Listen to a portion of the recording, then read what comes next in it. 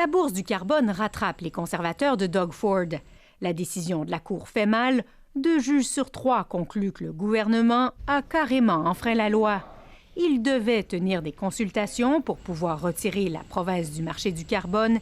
Il ne l'a fait que lorsque Greenpeace a déposé une poursuite contre lui. We're finally ending the cap and trade carbon tax scheme. La Cour note que le gouvernement s'est empressé d'entamer les procédures le jour même de la sermentation du gouvernement. Le fait que le gouvernement ait clairement enfreint la Charte sur les droits environnementaux soulève de sérieuses questions au sujet du respect que le gouvernement a pour la règle de droit et le rôle du système de justice, peut-on lire. Cette décision, que ce que le gouvernement Ford a fait, était illégal.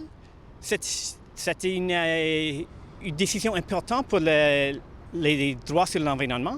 Le ministre de l'Environnement se dit pourtant satisfait du jugement parce qu'il ne fait pas de déclaration formelle pour relancer le programme de bourse du carbone. Notre gouvernement a fait campagne avec un engagement clair d'éliminer la bourse du carbone, une bourse qui rend la vie trop chère pour les familles et les entreprises de l'Ontario, dit Jeff Jurek dans une déclaration. Les conservateurs s'en tirent donc sans conséquences tangibles, mais ils pourraient en payer le prix autrement, croit l'opposition. Il y a des dommages pour la crédibilité du gouvernement et le premier ministre Doug Ford. Le gouvernement avait le droit de retirer l'Ontario de la bourse du carbone. Cette question n'était pas en cause dans la poursuite.